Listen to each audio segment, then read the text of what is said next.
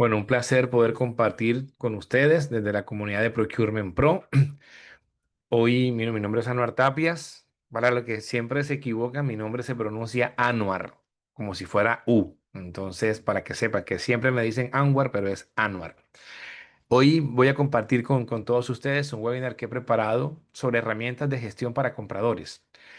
Muchas veces nosotros nos quedamos con los conceptos tradicionales y muy importantes del TCO, que al final les hablaré de eso, de la matriz de Kraljic, como algunos conceptos básicos en el mundo de las compras, evaluación de proveedores, en fin. Pero yo quiero hoy traer algunos conceptos más de gestión administrativa que pueden servir y uno más al final de negociación que puede ser muy útil que podamos utilizar como compradores. Lo primero que quiero dejarles es esta frase que me encanta de Peter Drucker. Sabrán que es uno de los gurús de la administración y del gerenciamiento. Y Peter Drucker dice que la planificación a largo plazo no es pensar en decisiones futuras, sino en el futuro de las decisiones presentes. Es una frase que seguramente hay que leerla varias veces para poder capturarle a la frase todo el sentido que Peter Drucker nos está diciendo. Porque cuando uno habla de planificación a futuro, uno pues, o de planificación, uno pensaría es algún día, alguna situación, en algún momento, y no hoy lo que yo esté haciendo para lograr resultados a largo plazo.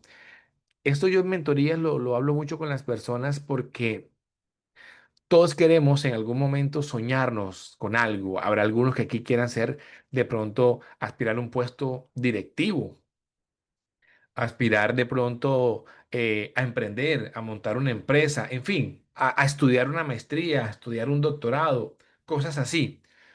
Y si uno le preguntara, ¿qué estás haciendo hoy para que eso ocurra? Ah, no, nada. Quiero ser un referente, quiero lograr esto, pero ¿qué estás haciendo hoy? Entonces, me gusta mucho lo de Peter Drucker porque nos lleva a reflexionar es el futuro de las decisiones presentes. O sea, los cambios que yo quiera en el área de compras tienen que empezar desde ya.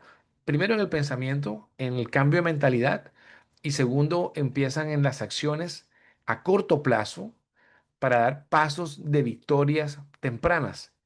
Igual les hablaré de los quick wins más adelante. Entonces, ¿por dónde quiero empezar? Me gusta mucho esta imagen. ¿Cómo nos imaginan?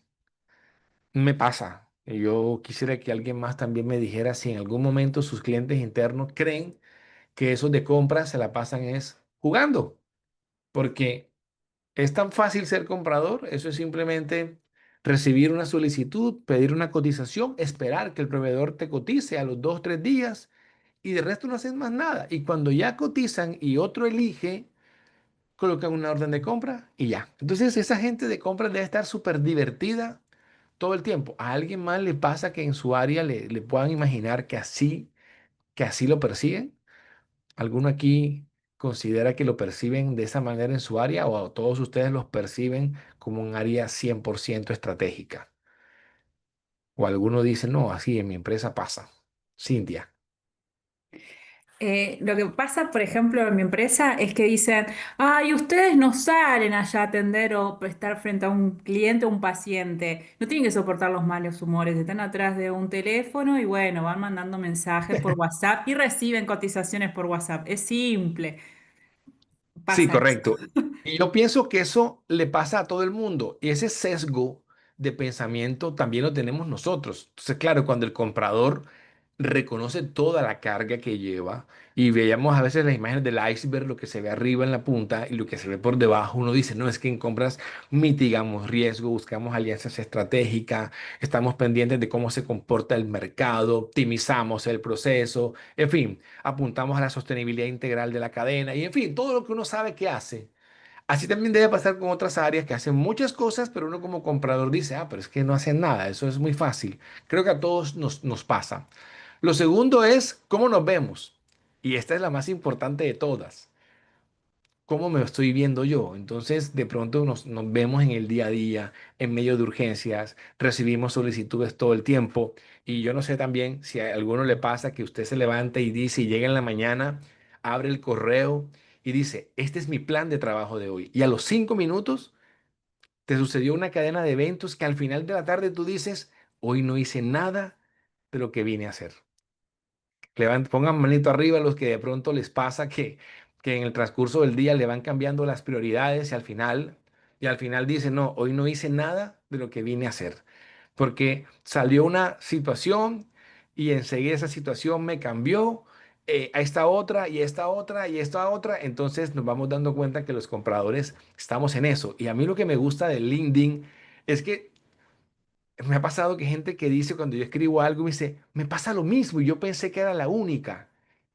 Y hoy, por ejemplo, la publicación que yo hice hoy sobre el día a día del comprador, me decía una chica, sí, esto nos pasa a nosotros los mexicanos. Y yo le decía, mexicanos, esto pasa en toda Latinoamérica. O sea, esto pasa en toda Latinoamérica. La realidad del comprador en el apagando incendios y en las urgencias es una realidad que primero no podemos romantizar ni segundo, quedarnos en el cuadrante de la queja. Son dos errores que uno como comprador no puede cometer, ni quedarse en el cuadrante de la queja quejándose todo el tiempo, ni romantizando eso. ¿Y por qué digo que romantizando eso es peligroso? Porque uno cree que se está haciendo indispensable. Entonces, cuando uno automatiza el desorden de las áreas internas y uno le corre a las áreas internas y le soluciona todo, eso no genera valor. Entonces uno termina romantizando el desorden que recibe. Y dices, yo soy tan bueno que si me mandan 5 urgencias al día, todas las resuelvo. Y cuando uno le pregunta, ¿y qué estratégico pudiste hacer? No, no puedo hacer nada estratégico, pero resolví las 5 urgencias y tengo contento a mi cliente interno. No, no. Ahí hay un problema estructural serio que hay que resolver. Y la tercera es cómo nos queremos ver. Entonces nos queremos ver en el cuadrante de la estrategia, presentando análisis, tendencias, haciendo un análisis de gasto, haciendo una segmentación del mercado de proveedores, cómo se comporta, dónde hay oportunidades. O sea, queremos estrategia, porque queremos estrategia, pero por alguna razón el día a día no nos está permitiendo llegar a esto. Entonces la pregunta es, ¿y yo por dónde empiezo? ¿Por dónde empiezo yo a desarmar este rompecabezas mental que vivimos teniendo cuando queremos ser un poco más estratégicos? Entonces, aquí digamos que hay un flujo que yo pude armar con base en las herramientas que quiero mostrar, pero lo interesante es cómo las integramos a compras, porque yo aquí no te traigo ninguna herramienta que tú desconozcas.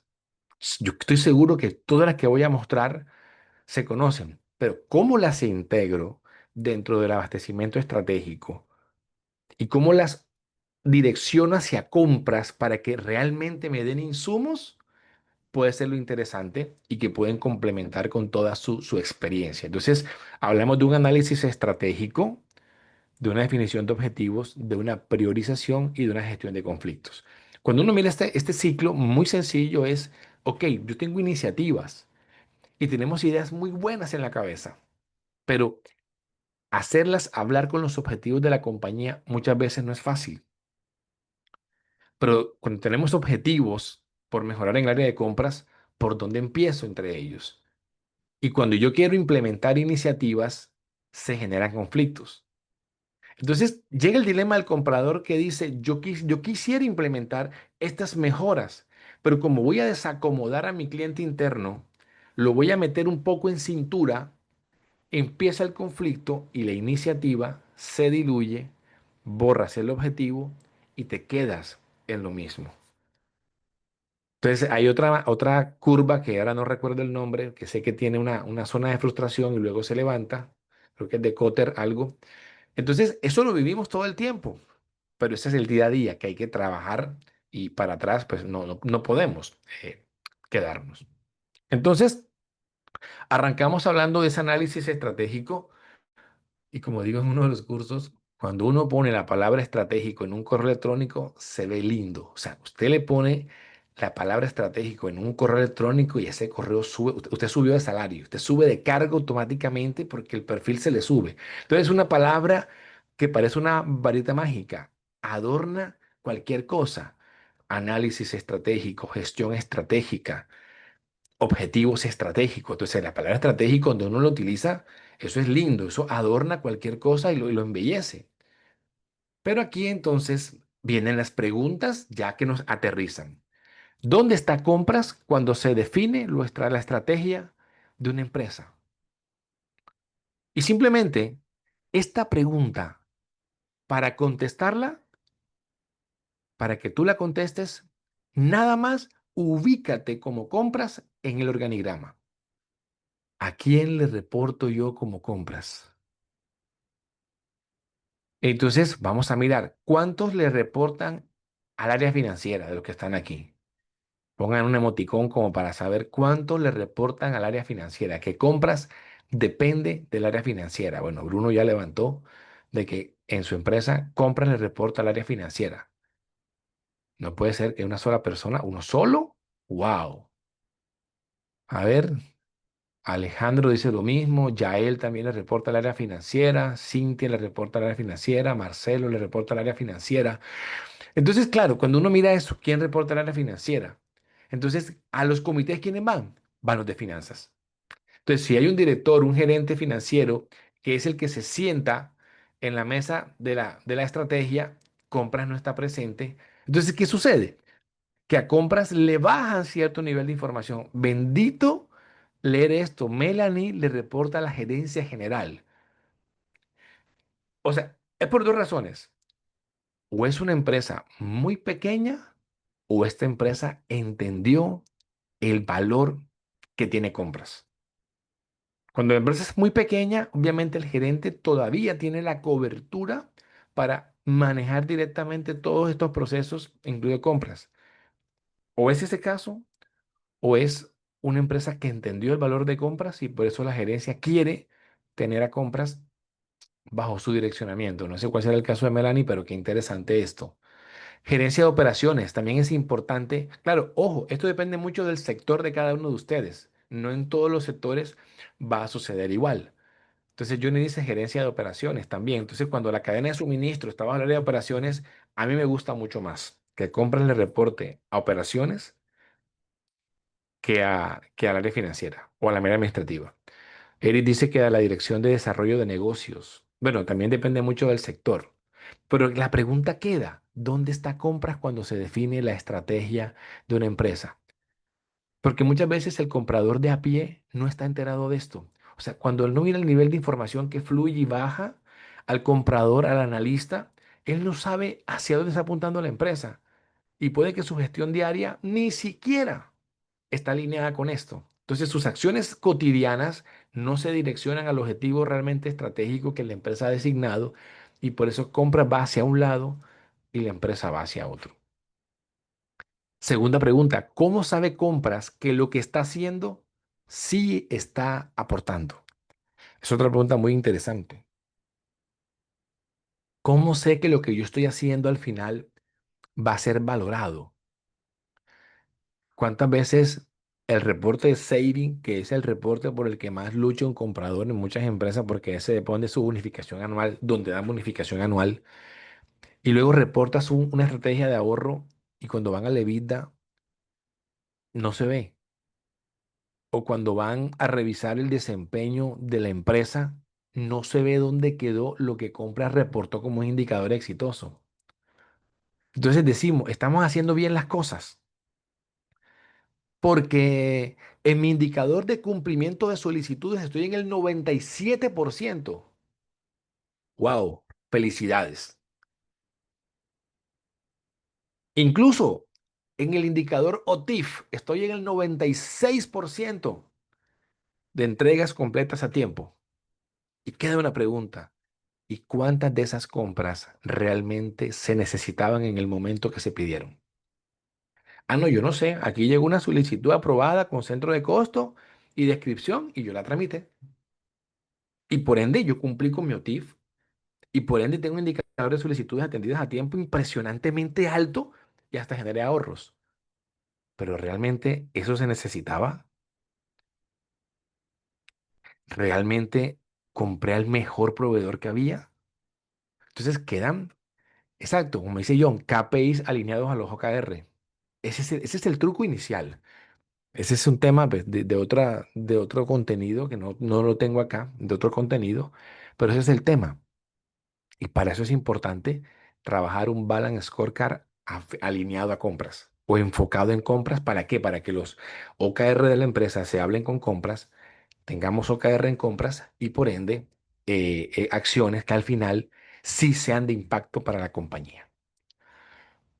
Tercera pregunta, ¿cómo responde compras al comportamiento del mercado? ¿Mercado? No, ¿cuál mercado? Yo tengo ya mis tres proveedores de confianza y con ellos cotizo. ¿Y qué pasa fuera de eso, de esa burbuja? No sabe. Entonces, donde muchas veces directivos dicen, pero es que esos compradores son de escritorio. Quisiéramos ver a los compradores más en la calle, visitando proveedores, visitando ferias, entendiendo cómo funciona el mercado, entendiendo por dónde van las iniciativas. Compradores que vayan a un congreso de sector público, privado, logístico, y entonces nos devolvemos. Y dice, Anuar, pero primero, a compras no le dan presupuesto de formación, pero está seguro que eso se deriva de que no ven valor en lo que hacemos. Entonces, como no ven valor en lo que hacemos, no nos asignan presupuesto. En cambio, a ventas, ventas pide el curso que sea, se lo pagan. Ventas pide la convención que sea, se la pagan, porque adicionalmente saben vender mejor sus resultados que nosotros. Entonces, un comprador no puede estar 100% en su escritorio. Ahora, no me digas que es que no hay presupuesto para ir a eventos. Es que a la misma operación, en el mismo lugar del cliente interno tampoco vamos y no estamos allí interactuando, porque yo sé que es más cómodo el aire acondicionado de la oficina que de pronto decir, hoy me voy a quedar en el sitio. Hoy que me toca, mi cliente interno está en una planta, en una operación que está distante, hoy voy a estar allá todo el día y voy a entender cuando me pide qué es lo que me está pidiendo. Algo tan sencillo. Ya yo ahí estoy por lo menos comprendiendo mi mercado interno de clientes y luego ver cómo yo eso lo, lo puedo extrapolar hacia afuera. Esta escena es interesante de la película de Spider-Man. Es una escena muy cortica, pero ¿por qué es necesaria? Porque nos ayuda a entender que hay cosas a nuestro alrededor que podemos controlar y otras que no.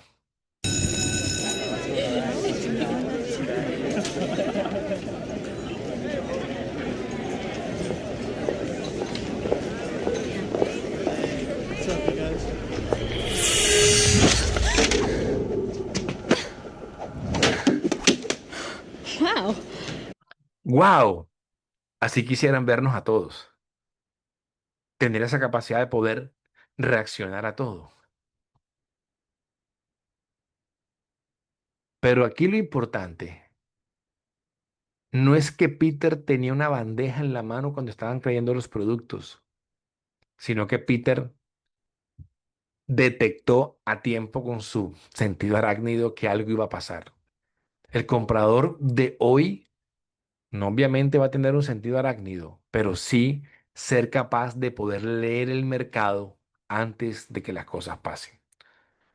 Cuando Trump subió los aranceles y tocó ir a renegociar, en varias reflexiones que yo leía decían, es que el comprador tuvo que haberse anticipado a estos escenarios, tuvo que estar pendiente y había compradores que ni siquiera, a pesar de que sus categorías de compra están implicadas internacionalmente, no estaban atentos a lo que pasaba con los aranceles. Y cuando ya llega la crisis y le dice, ahora sí, consígueme ahorros, viene el problema. Sí, por no estar haciendo una lectura permanente de cómo se está comportando el mercado. Entonces, es tenerlo muy presente. Entonces, ¿cómo se entiende el mercado o el entorno?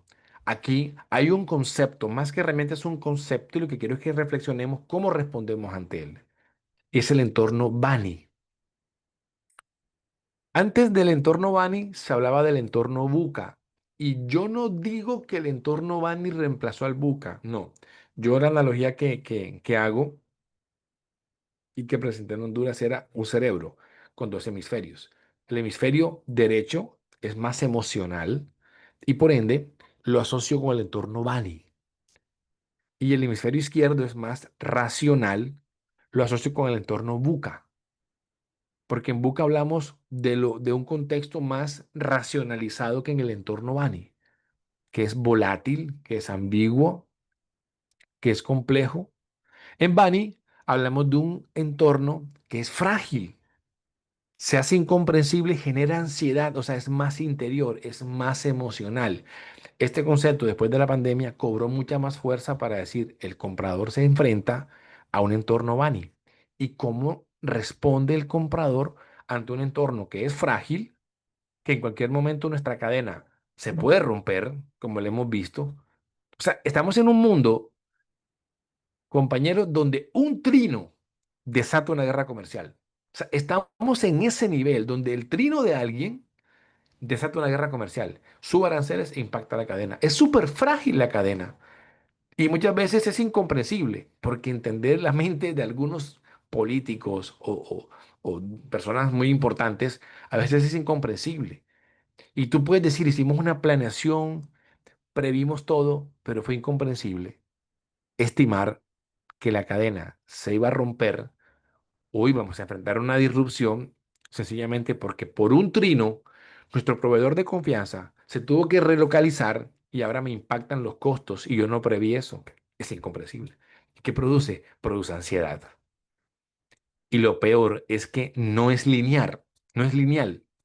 Yo no puedo pensar que alguna de mis acciones o de las acciones del mercado tienen una tendencia, que si el año pasado nos pasó algo, este año va a pasar igual. Nos hemos dado cuenta que eso no funciona. Entonces, ¿cómo afecta el Banyan Compras? En la fragilidad tenemos un mercado frágil en suministros. Se puede romper la cadena en cualquier momento. Y si yo no he segmentado a mis proveedores para saber cuáles son los cuellos de botella o los estratégicos que tienen dificultad en la gestión del aprovisionamiento, me puedo ver afectado. Adicionalmente, puede generarme ansiedad ante la capacidad de respuesta. Entonces, ¿qué puede terminar pasando? Que yo eleve mis inventarios de seguridad y termine con un capital muerto en el balance general y plata allí, un lucro allí que no puedo utilizar, porque la ansiedad de cómo va a responder el mercado me llevó a esto. Esto es lo que ocurre. Se genera ansiedad. Podemos sobreestoquearnos. Nos lleva a tomar decisiones impulsivas porque es un entorno Bani. Lo tercero es que no hay linearidad en la cadena de suministro. Hablemos de un concepto tan sencillo como el efecto látigo, que es muy explicado en supply chain. Entonces, cuando uno mira el efecto látigo, se da cuenta que las ondas que se van produciendo no tienen la misma intensidad en el tiempo. Entonces, yo no puedo predecir que porque dupliqué una variable, se duplicó el resultado total. No, puede que no. Me puede afectar a mí. Y por último, se hace incomprensible la demanda. Por eso es que los planteamientos de planeación basados en modelos estáticos hoy en día no funcionan. ¿Por qué? Porque estamos en un mercado buca y un mercado Bani. Y es donde aparece entonces el concepto del Demand Driving, DDMDP, que intenta reaccionar ante la variabilidad de la demanda, pero está presente. Solo que cuando llega a compras ya llega de alguna manera suavizada, porque planeación tuvo que haber hecho sus pronósticos de requerimientos y entonces ya compra llega eso un poco más suavizado. Pero afecta a compras, sí, claro. Termina Anuar, afectando compras. Sí. perdón que te interrumpa. ¿Podría explicar el efecto látigo ese? Ah, ok. Si no, por Bueno, cuando favor. hice mi especialización hace muchos años, me enseñaron un concepto, lo he visto en varias publicaciones del efecto látigo.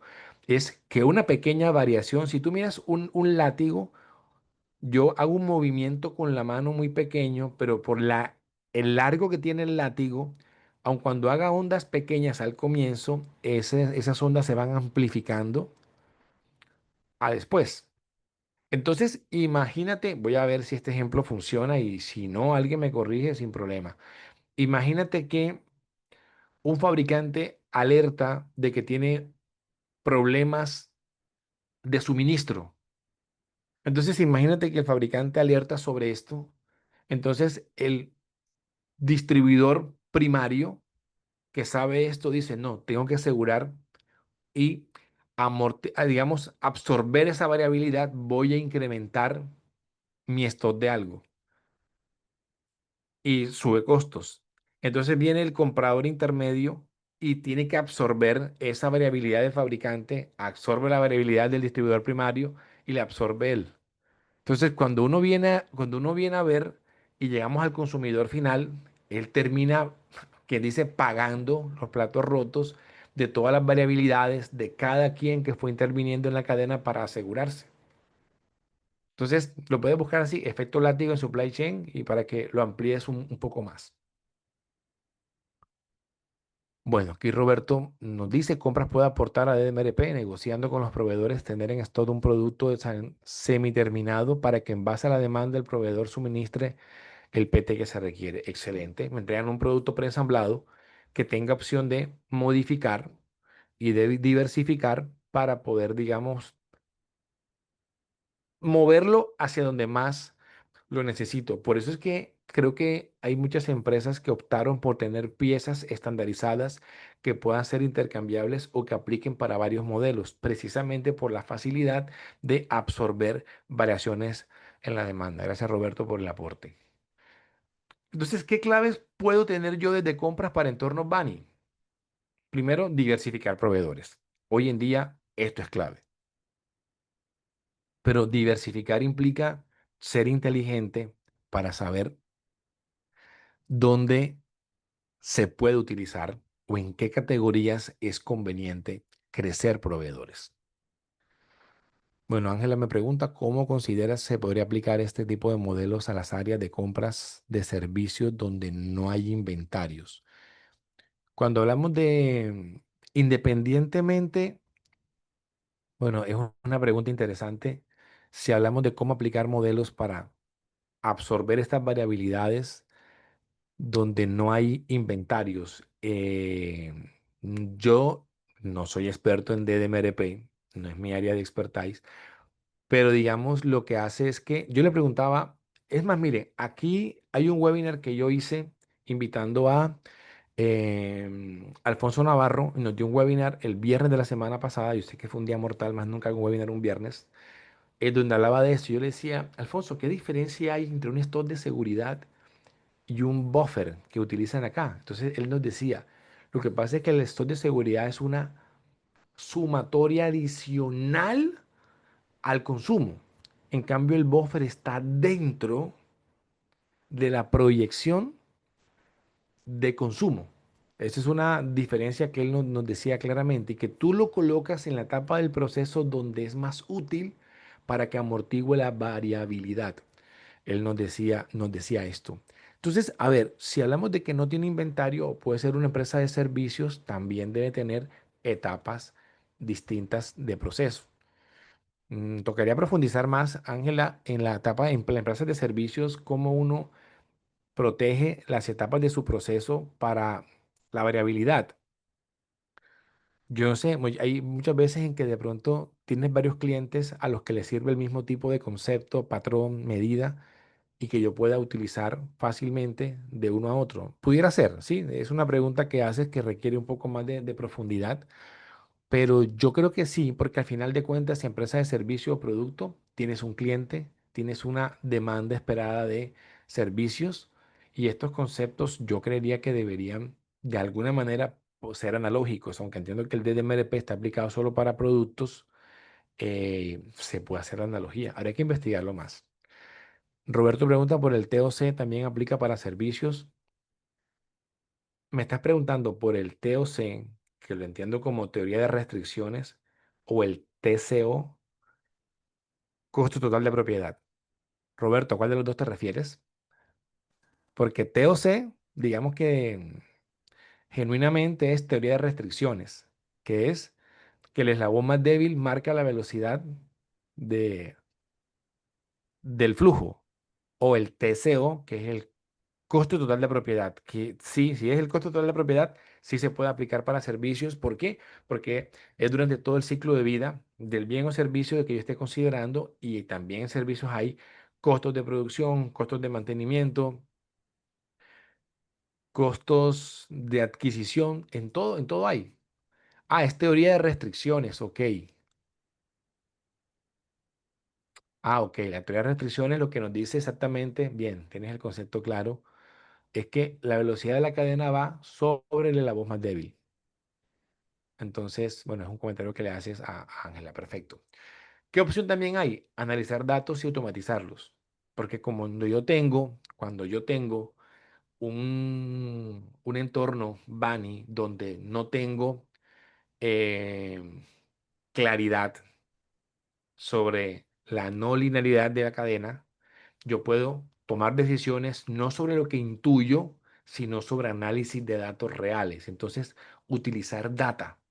A veces uno como comprador es muy intuitivo y entonces toma decisiones que pueden salir bien o pueden no salir bien. Sin embargo, con todo lo que existe hoy en día de la tecnología, no se puede perder el olfato y el criterio. En una charla que estuve de inteligencia artificial, el experto hablaba de pronósticos para una empresa de repuestos de motos acá en mi país.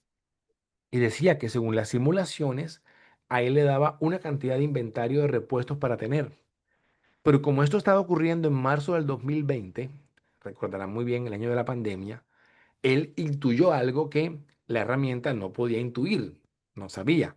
Y era que China iba a cerrar a raíz del COVID que había nacido allá y que entonces iba a haber, digamos, faltantes de producto. Y él, la herramienta decía que tenían que tener 7 contenedores de repuesto, 7 contenedores, y él se trajo 20. Y le decía al experto, es que China va a cerrar y va a haber alta demanda. Este hombre se hizo riquísimo por no hacerle caso a lo que el algoritmo le arrojaba basado en modelos predictivos de qué iba a ocurrir. Entonces, uno no puede perder el olfato como comprador y dejarle todo 100% a herramientas automatizadas porque se puede equivocar. Entonces, es importante sí analizar los datos, pero tener criterio.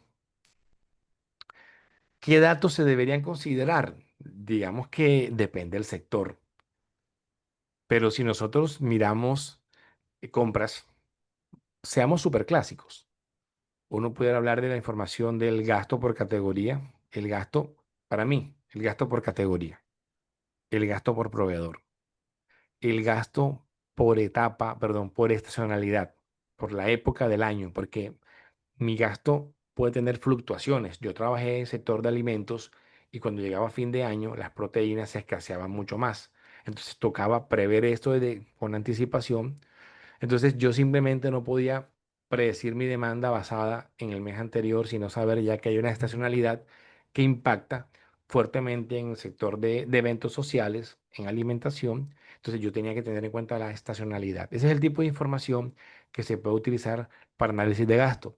¿O qué otros datos se pueden tener en cuenta? Los commodities. Si tú trabajas con commodities que están indexados a tus contratos, tú tienes que estar monitoreando cómo se comportan las variables que impactan los incrementos de tu contrato.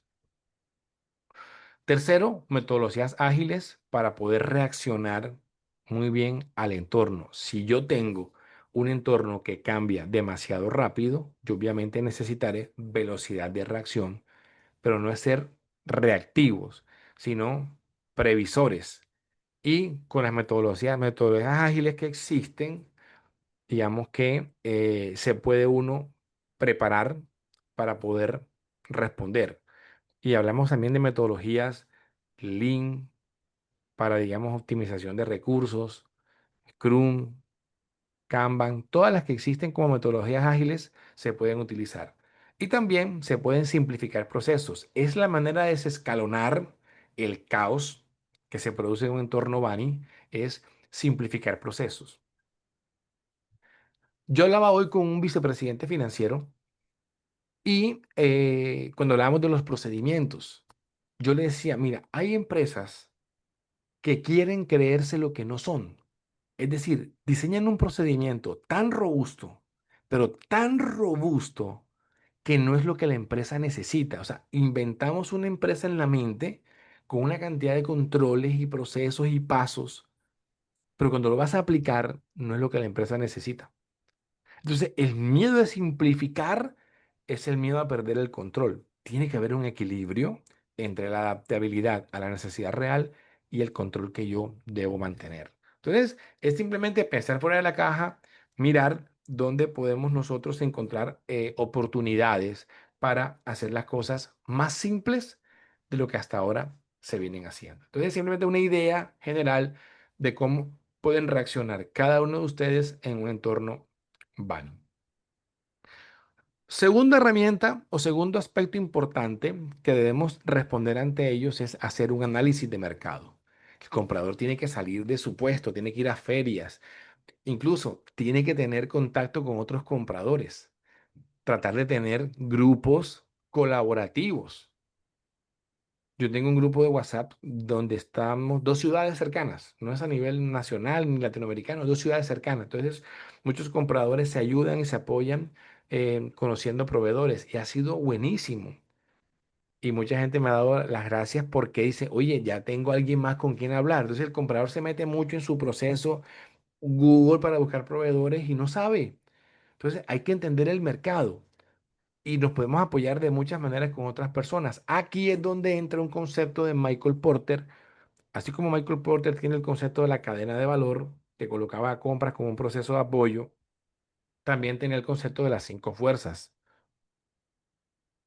Y esto es un concepto de la década de los 80 y todavía hay compradores que de pronto no conocen este concepto. Yo esperaría que todos lo conozcan o que se tengan la curiosidad de aprender un poco más. Básicamente lo que dice Porter es que en un mercado hay cinco fuerzas que están interviniendo todo el tiempo.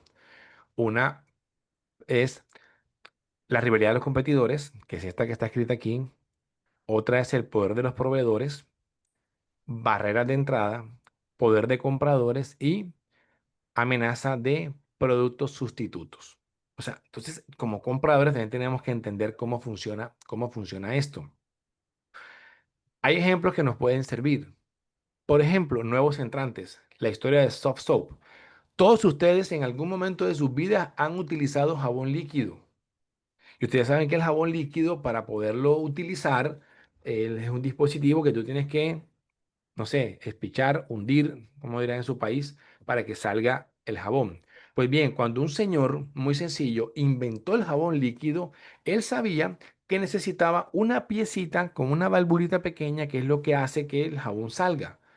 Él sabía que las grandes multinacionales podían rebasarlo. Entonces, ¿qué hizo este señor ante esos nuevos entrantes? Él como nuevo entrante compré una producción por 2 años a las únicas dos empresas que había que hacían la piecita para dispensar el jabón. Entonces, cuando el producto salió al mercado y las grandes se dieron cuenta y quisieron comprar la producción, no pudieron. Y esos 2 años le dieron ventaja a este señor para poderse capitalizar y luego vendió a la empresa, a las grandes, costando muchísimo dinero. O sea, él sacó ventaja de 2 años. Entonces, aquí es un ejemplo básico de cómo yo tengo que estar monitoreando a los nuevos entrantes. Tú puedes ser una empresa dominante hoy, una empresa importante en el mercado, pero tienes que monitorear qué nuevo entrante puede aparecer en el mercado y que te pueda afectar. Y te voy a explicar ahorita con algunos ejemplos qué acciones se pueden hacer. Entonces, tú tienes que monitorear quién más está en el mercado. Si trabajas en retail, qué está sacando tu competencia de productos. Es que el comprador tiene que estar atento al mercado. Competidores existentes. También el que ya está. Entonces queda el ejemplo de Netflix. Porque en la historia de Netflix, antes de vencer a Blockbuster, Netflix estaba usando un formato diferente. Y era enviar las películas a domicilio. Porque cuando el fundador de Netflix le pasó que no la entregó a tiempo, él se quedó pensando, y si hubiera algo que me la entregaran si yo tener que llevarla. Así que Netflix tocó la puerta de Blockbuster para decirle, mira, Blockbuster, tú eres el más grande que existe en el mercado. Hagamos alianza y yo me encargo de repartirlas. ¿Qué hizo Blockbuster? Ya ustedes saben, ignoró a Netflix, lo consideró insignificante y ya todos saben cómo terminó la historia. Blockbuster tiene un solo local en el mundo, que es más un museo que otra cosa, porque no supo hacer lectura de un competidor existente. John tiene razón. Ahora, yo no estoy diciendo que dejemos de estar pendientes, solo que los productos que tenga la competencia requieren una cadena de suministro detrás. Y cuando la competencia saca un producto con mejores condiciones que las nuestras, tenemos que estar atentos para saber cómo impactamos. Entonces, te imagina una vez que llegue el comercial diciendo, no, es que la competencia bajó el precio del producto estrella que tienen ellos y es igual al nuestro. Y hicimos un análisis de la estructura de costos y es porque bajaron el empaque. Compras, necesitamos bajar el costo del empaque. Entonces, compras tienen que ir a su cadena de suministro, entender cómo se comporta el mercado de los empaques y saber qué producto o qué insumo está afectando el costo y cómo lo puede optimizar. Entonces, de alguna manera, sí hay que estar atento. Obviamente es responsabilidad comercial, pero debemos de algún modo estar como pendientes de las noticias, estar pendientes de cómo se comporta la cadena aguas abajo y aguas arriba. ¿Quién es el proveedor de mi proveedor? ¿Lo sabes? ¿Quién es el proveedor de tu proveedor para algunas categorías muy importantes? Es eso. El poder de los proveedores. ¿Qué pasa cuando los proveedores se ponen de acuerdo, manipulan el mercado y entonces tienes más poder que yo? O una categoría en la que tú tengas un solo proveedor y dependes de él y te toca negociar con él. Pongamos un ejemplo muy clásico. Los que tienen SAP. Tú vas a negociar con SAP la renovación del contrato. Tú puedes ser muy buen negociador, pero tú sabes que tienes cero poder de negociación frente a un monstruo como SAP. Más allá que tengas tácticas, que haya estrategias de cómo uno negocia con un proveedor grande, el poder lo tiene él, querramos o no. Entonces, esa variable yo tengo que entenderla. En cuáles categorías yo tengo un solo proveedor. No sé qué me pasa con la tos, qué pena. Poder de los compradores. También, los compradores tienen mucho poder. Y puede ser tan fuerte como para mover el mercado o puede que no. Esto le pasó a Airbnb en Europa, cuando una empresa alemana intentó sacar un modelo similar a Airbnb y ponerlo en jaque en Europa. Pero ¿cómo hizo Airbnb inteligentemente? Se ganó a los compradores para derribar al proveedor de competencia. Más que ir a bajar costos ellos mismos, se ganaron al público de compradores para poder derribar a la competencia. Y lo lograron. Y amenaza de productos sustitutos, hay un ejemplo con Apple y HP. Cuando Apple sacó el iPad 1, HP dijo que iba a sacar una tablet competencia del iPad 1. ¿Qué hizo entonces Apple ante esa amenaza de producto sustituto? Sacó el iPad 2. Y cuando HP quiso lanzar un producto más económico para enfrentarse al iPad 1, Apple sacó el iPad 2 y con eso derribó al producto sustituto. Trae a colación a tu empresa y dices, bueno, vamos a acelerar la sacada de un producto en la empresa. ¿Impacta o no impacta la cadena de suministro? ¿Impacta o no impacta a compras para ver cómo se alinea con eso y optimiza? Eso es muy importante. Entonces, ¿qué se puede hacer desde compra? Podemos buscar eficiencias en costos en las relaciones estratégicas con los proveedores o buscar innovación.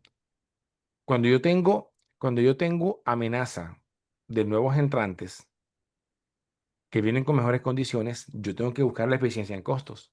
Entonces, si comercial dice, llegó una competencia con este, compras entra. Es que compras va a entrar en cualquier caso porque compras le pega la EBITDA. La gestión de compras tiene que verse financieramente hablando, entonces compras entra. Entonces, en las fuerzas de Porter sí es importante que tú tengas un mapa muy básico hecho a nivel escala de tus categorías para saber qué puedes optimizar y no andar. Nos piden eficiencia en costo, entonces vamos a negociar para bajar el costo del azúcar del café o el papel higiénico. Vamos a bajar el costo del papel higiénico en la oficina. No, no es ahí que necesitas ponerle el foco, no es ahí. Usa Pareto. Nuevos proveedores. Otra opción que yo puedo utilizar es nuevos proveedores. ¿Para qué? Para mitigar la dependencia de alianzas.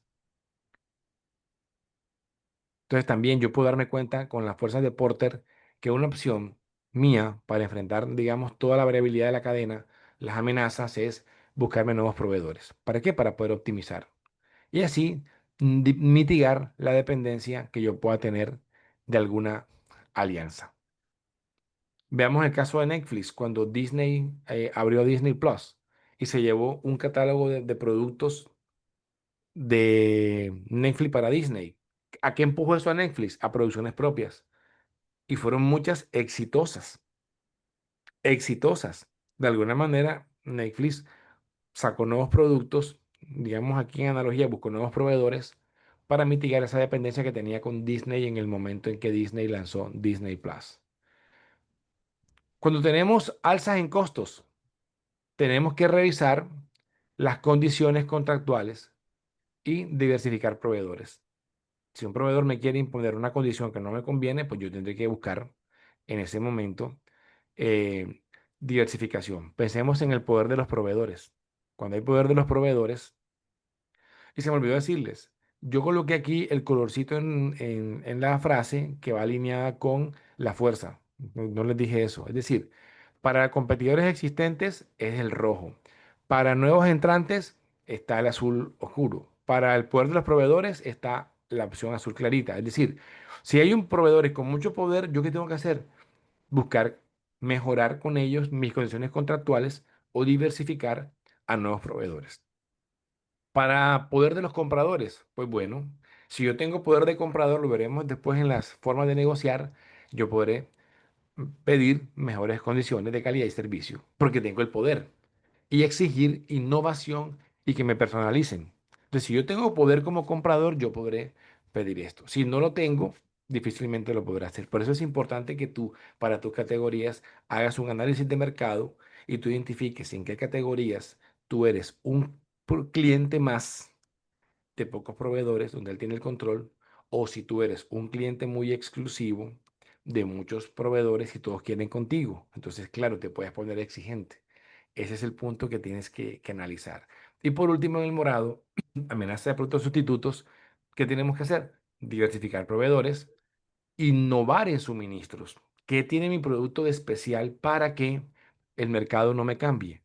Entonces, si el área de desarrollo e innovación dice, mira, sale un producto competencia, vamos a mejorar el nuestro en esta condición, compras, necesitamos que busques proveedores de esto, que innoven en esto. Entonces, tiene compras que ir al mercado a hacer esto. Entonces, de alguna manera, todo lo que pasa en el mercado, compras tiene que ver con ello de alguna u otra manera.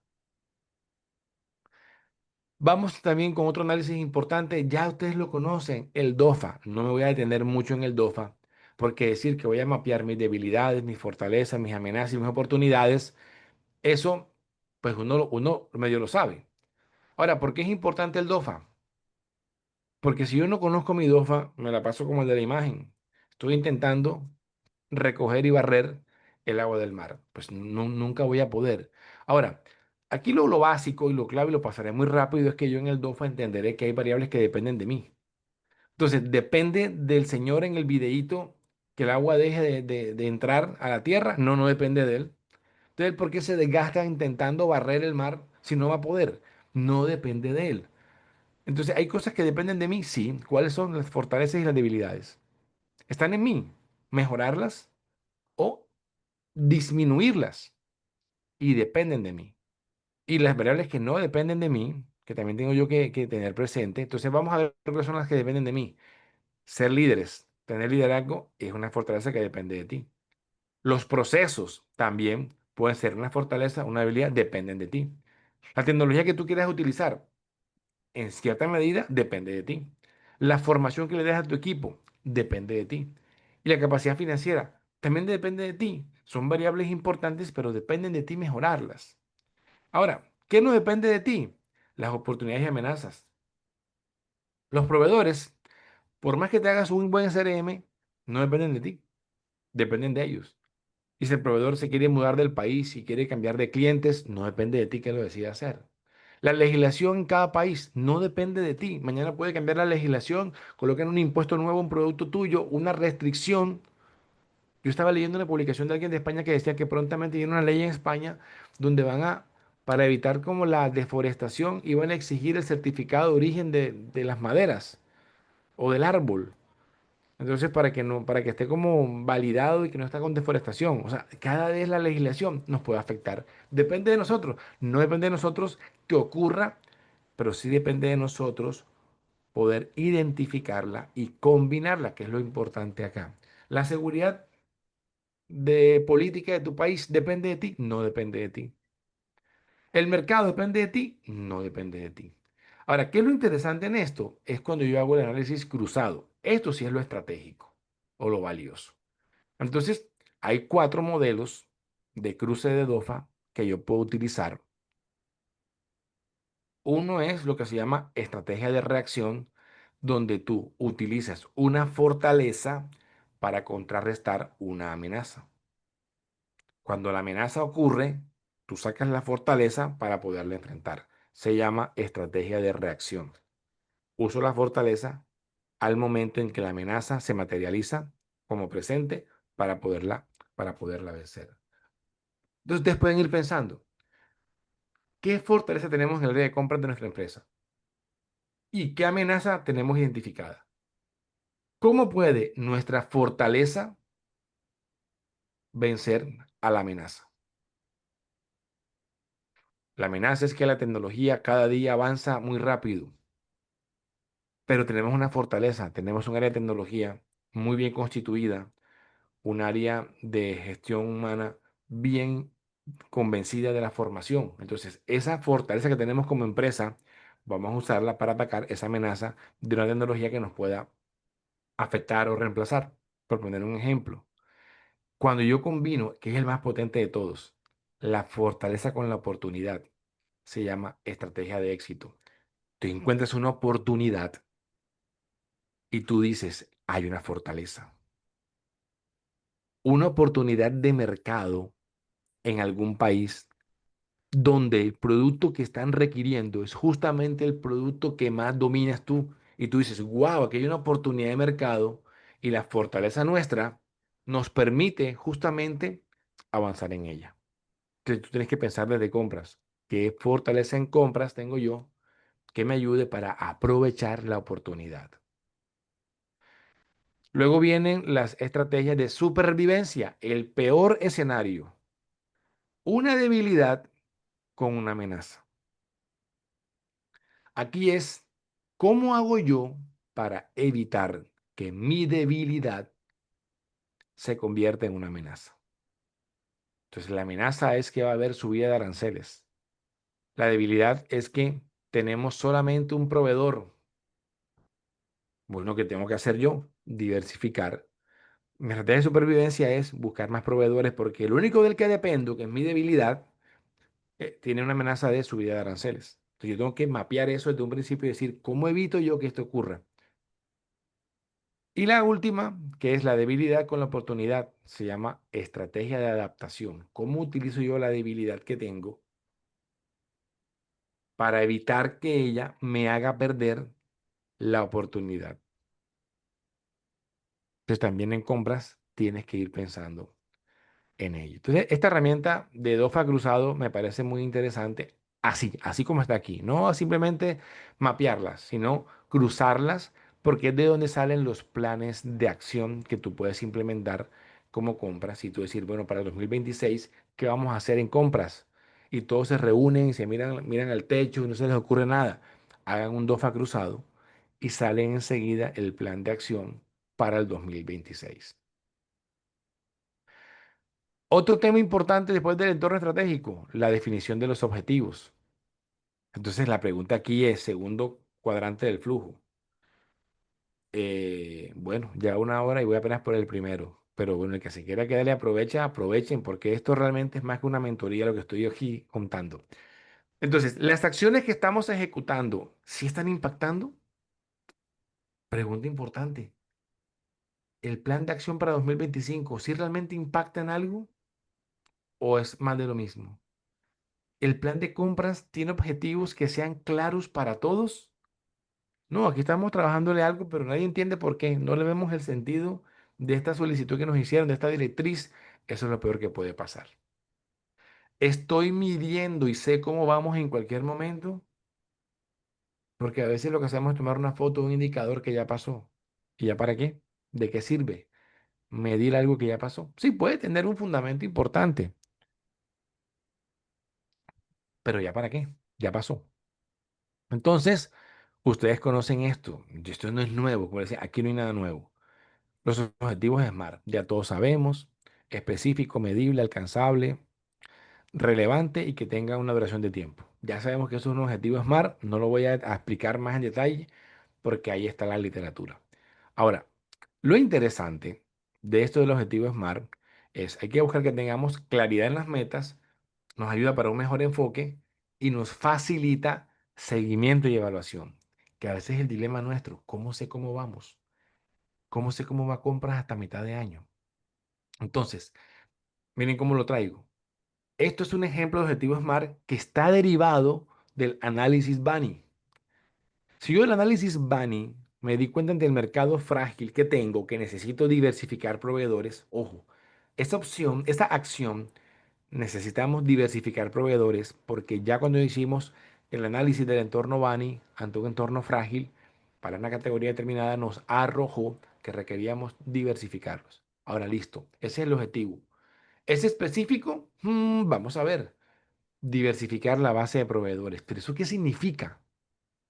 Entonces, yo lo hago medible, porque el específico a veces queda en pura poesía. Compras, mejorar el nivel de satisfacción del cliente interno. ¿Ok? ¿Y cómo sabes tú que estás cumpliéndolo? No lo sabes. Es pura poesía en un PowerPoint. Pero si yo digo diversificar la base de proveedores, ¿cómo lo mido? Incrementando el número de proveedores de X a Y. Ok, campo perfecto, es medible, pero hay que ver si es alcanzable. Porque si yo digo, tenemos 20 proveedores estratégicos, la idea es pasar a 60. Uno dice, oye, si vas a vas a triplicar tus proveedores estratégicos en ese tiempo, no sabes qué, muy alto. Vamos por lo menos a enfocarnos en tres. Ok, vamos a diversificar proveedores incrementando el número de por lo menos tres proveedores viables. Ok. ¿Por qué eso es relevante? Ah, porque voy a reducir la dependencia del proveedor actual. Ok. ¿En cuánto tiempo lo vas a alcanzar? Ok, las metas son 3 meses. Entonces, fíjate que cuando yo aplico la letra del SMART a una acción derivada del análisis Bunny, me sale esto. Entonces, ¿el plan de acción qué es? Ya es propio de cada empresa. O sea, ya cada empresa define cómo ejecuta la acción para cumplir con el objetivo SMART. Pero no puede ser un objetivo que se inventen ustedes de la nada. Fíjate que yo aquí lo estoy presentando como un objetivo que se deriva de un análisis Bunny. Eso es realmente lo valioso que yo les quiero mostrar. Otro ejemplo, este objetivo SMART está derivado del análisis de Porter. Ok, entonces digamos que estamos en el escenario donde de alguna manera entraron nuevos competidores. Uy, no, mira, tenemos competencia. Hay que reducir como sea los costos de suministro de materia prima. Ok, es poesía. Ah, ok, listo. Vamos a reducir un 10% en los costos de suministro. Pero ¿con quién quieres que lo negocie? ¿Con el del papel higiénico? Me dicen, no, vamos a negociar una reducción del 10% con al menos tres proveedores claves. ¿Y cuáles son los claves? Los que me ayudan a contribuir a la mejora del margen de beneficio de la empresa. Bueno, si está en tanto por ciento, vamos a mejorarlo a tanto. Y pongamos un plazo, 6 meses. Reitero, el objetivo SMART se derivó del análisis de Porter para poder enfrentar una de las cinco fuerzas. Ya el cómo lo haces es tuyo. Entonces, que nos quede claro este punto del objetivo SMART, porque a veces hay mucho PowerPoint sobre SMART, pero entender cómo lo conecto, de dónde viene, cómo lo aterrizo para que sea un objetivo medible y cumplible, es donde a veces nos quedamos en la teoría. Listo, ya hice un análisis estratégico, ya tengo claro mis objetivos, vamos a priorizar. ¿Por dónde empiezo yo a priorizar? Aquí también hay unas preguntas. ¿Estás ejecutando en este momento lo más estratégico o no? Si a ti te preguntaran hoy, y esta pregunta también me la hago yo, mencióname 3 objetivos estratégicos que ya hayas alcanzado en compras este año. Y yo tengo que pensarla. 3 objetivos estratégicos que ya hayamos alcanzado. Y uno dice, no, estamos aquí resolviendo una factura que no se la han pagado al proveedor. Y entonces duras, porque me llegó a pasar. No, es que la directora financiera quiere una explicación con una línea de tiempo y todos los soportes. Y tú duras 3 días armando un correo con una línea de tiempo para explicar algo que ya sucedió,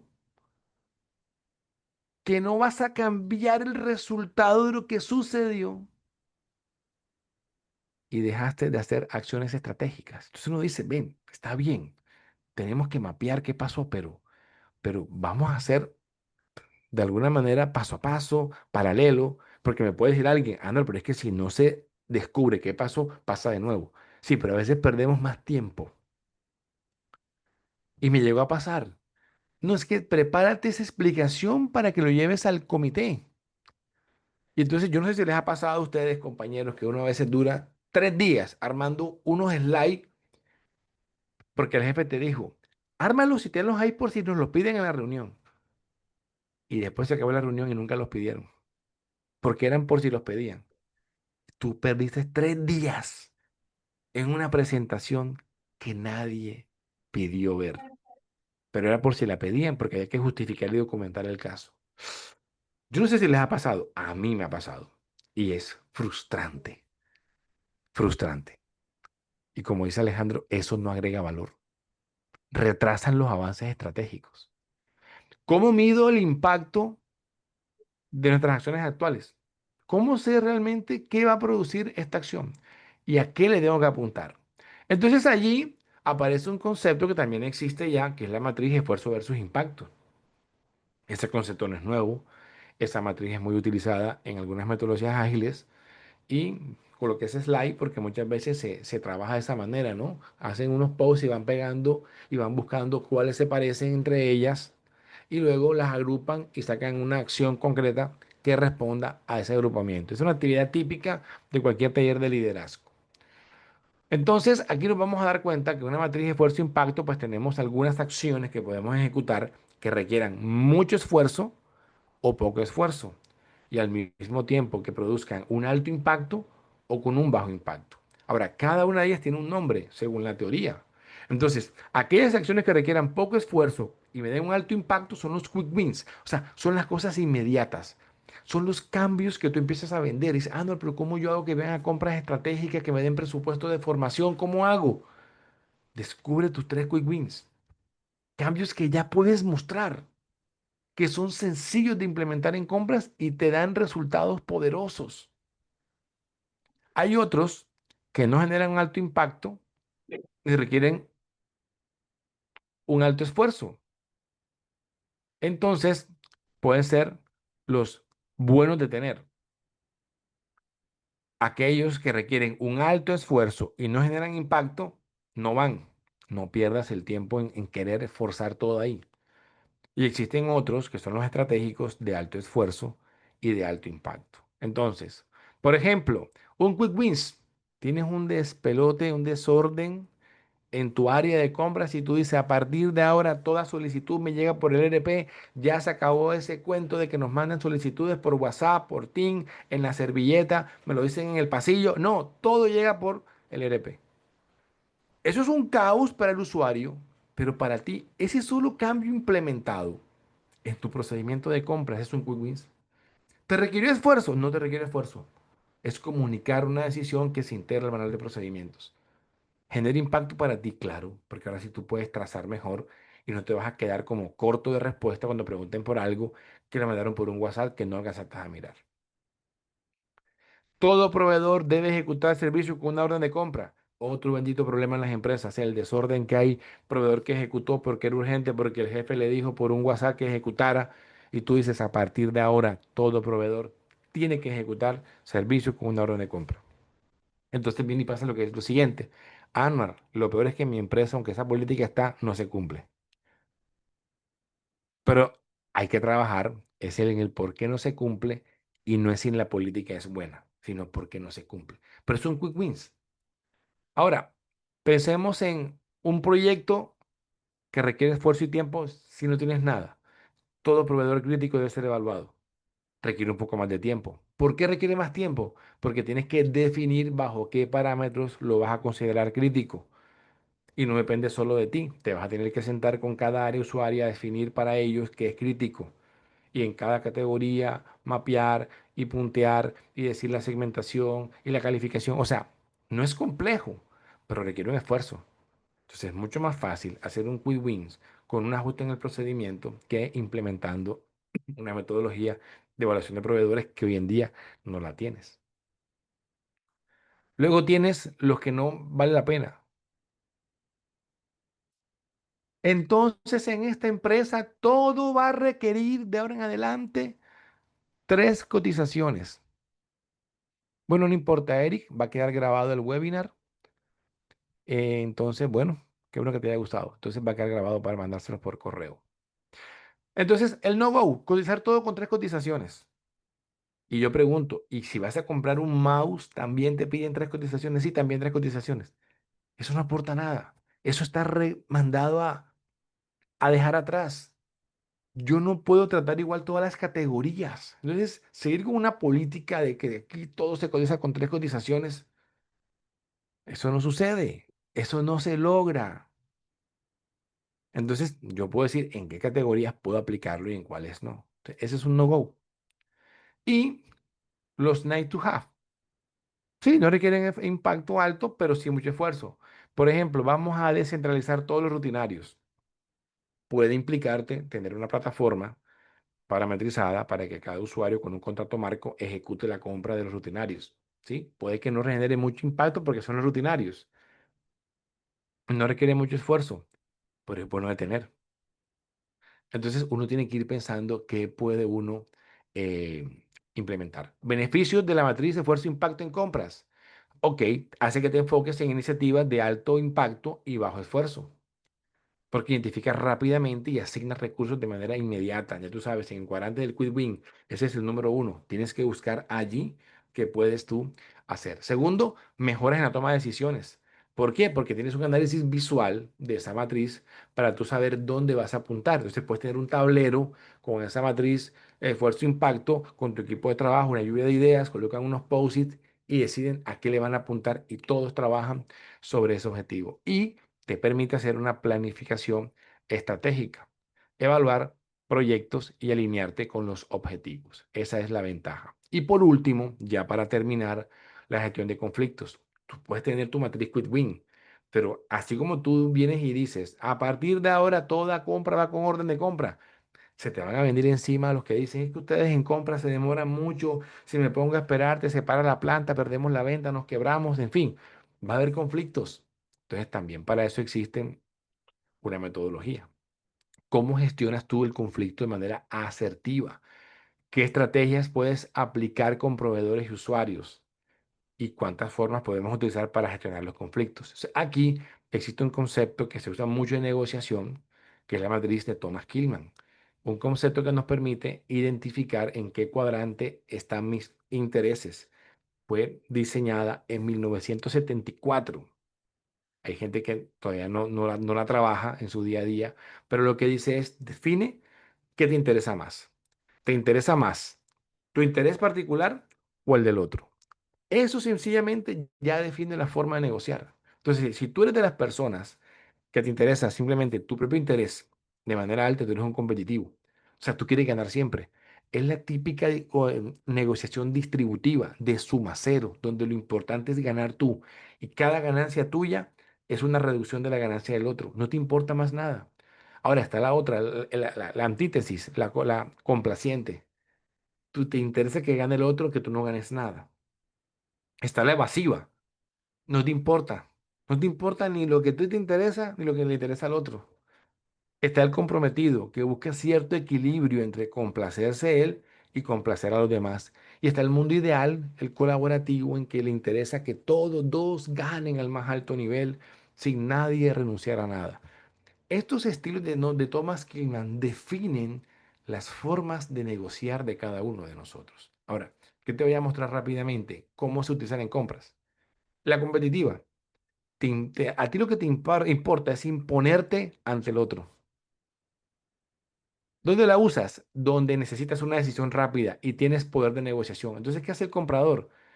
Negociar descuentos significativos con proveedores cuando la empresa tiene alternativas claras y el proveedor depende del negocio. Entonces tú dices, ¿sabes qué?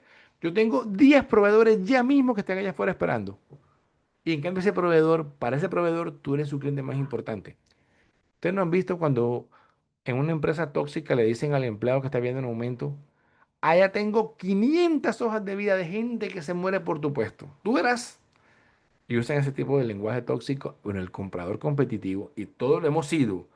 Aquí nadie diga, no, yo soy un comprador win to win con mis proveedores. No, no. Todos hemos sido competitivos en algún momento de nuestra carrera profesional porque sirve, donde no te interesa construir relaciones a largo plazo. El estilo colaborativo. Trabajan juntos, el mundo ideal. ¿Dónde lo usas? Donde es importante mantener relaciones a largo plazo con tus proveedores estratégicos. Cuando hay que co-desarrollar un producto con proveedores estratégicos, donde ambas partes invierten y se benefician. Entonces, hay empresas que hacen alianzas. Yo no sé si se han visto productos de comida o de zapatos o de calzado donde dos marcas se unen para producir algo bonito. Entonces, también puede ser que se encuentre la necesidad de un proveedor importante con una necesidad tuya y juntos trabajan sobre eso. Está el comprometido. Satisfaces parcialmente, pero a cambio tienes que ceder en algo. O sea, de donde tú estás con uno igual que tú y ambos tienen que ceder un poquito para que ambos logren un objetivo. Entonces, cuando tú haces un acuerdo sobre volumen, tú dices al proveedor, necesito un descuento, y él te dice, cómprame más. Entonces, claro, él sacrifica parte de su margen, pero igual sigue ganando y te obliga a ti a aumentar tu volumen de compra, aunque tú de pronto no pensabas hacerlo. Es decir, cada uno cede algo. ¿Qué es lo malo? Compradores que le dicen al proveedor, ¿sabes qué? Bájate de precio y ya, y solo gano yo. No, el comprometido equilibra. Está bien, yo te voy a mejorar esta condición, pero a cambio tú aumenta esta o baja esta. Baja el nivel de penalidad, por ejemplo. Aumentame el plazo de pago, dices tú. Ok, cómprame más. ¿Ves? O sea, son cosas así donde ambas partes ceden un poco. La cuarta es la evitativa. Uno diría, ¿y cuándo yo hago eso? Cuando tú sabes que enfrentar el conflicto es más perjudicial que evadirlo. Cuando hay un mercado inestable y el proveedor te está diciendo, firmemos una renovación a 3 años y tú estás como esperando que el mercado te muestre más señales para poderlo saber. O cuando tú te equivocaste, le fallaste al proveedor y para no perderlo cedes. O cuando un proveedor falla contigo, entonces dice, no, ingeniero, mire, le vamos a duplicar, le vamos a ampliar el plazo de pago. O un restaurante que te hicieron mal servicio y te dicen, ¿sabe qué? La cuenta va por la casa. Ese es el estilo evitativo. Todo el mundo lo puede utilizar en algún momento porque lo necesita. Y por último, el acomodativo. Tú cedes ante la otra parte, sacrificando las propias necesidades. Acepta los términos de un proveedor clave en un contrato menor para asegurar una relación favorable en futuras negociaciones. O un proveedor que te dice, ¿sabe qué, ingeniero? Yo por entrar con ustedes le bajo el precio porque quiero que conozca mi trabajo. Él está allí acomodándose a tu interés porque está pensando en un objetivo a largo plazo. Entonces, Thomas Kilmann, ya lo digo rápido por el tiempo que llevamos, es muy útil para que tú identifiques tu estilo de negociación, el que predomina, aunque todos tengamos que usar todos en algún momento, como una herramienta de gestión. Aquí, por ejemplo, situación, un conflicto menor sobre términos de entrega en un contrato de bajo valor. El comprador decide no abordar el conflicto inmediatamente. ¿Qué espera él? Una revisión del contrato más adelante. ¿Qué produce eso? El conflicto se aplaza sin impacto negativo, sin impacto significativo, permitiendo enfocarse en asuntos más importantes. Entonces tú bajas la marea un poquito. ¿Eso qué es? La evasiva. Y la dos, pregunta para ustedes. La empresa y el proveedor buscan mejorar la eficiencia del suministro y reducir tiempos de entrega. Ambos equipos se reúnen para desarrollar un plan conjunto que incluye mejoras en los procesos y tecnología compartida. ¿Qué resultado hay? Una mejora en la eficiencia y en el tiempo de entrega, fortaleciendo la relación. Díganme ustedes qué tipo de negociación es esta. ¿Quién me responde cuál de las cinco es? ¿Cuál creen que es? ¿Comprometida, complaciente, competitiva, colaborativa? Colaborativa, dice Betty. Efectivamente, es colaborativa. Entonces, me ayuda a entender cómo yo negocio y cómo yo puedo enfrentar una situación para lograr un objetivo. Así es. Estamos de acuerdo todos en que es colaborativa. Ya para finalizarles, ¿qué beneficios tiene esto para ustedes? Primero, flexibilidad. Te permite que tú adaptes tu estrategia según el conflicto que quieres resolver. Piensen en esto como una caja de herramientas. Usted saca el estilo de negociación que más necesita. Mejora la relación, sí, porque hace que tú uses el enfoque que más conviene con la relación con el proveedor. Es más a largo plazo que a corto plazo. Y tercero, te hace eficiencia en las negociaciones, porque no te hace desgastarte. Entonces, en un conflicto que debe ser comprometido, tú queriendo ser competitivo, estás perdiendo el tiempo. Entonces, te ayuda mucho a enfocarte en lo que realmente necesitas. Con eso termino esta parte. Quiero dejarles un regalo simplemente a los que se quedaron.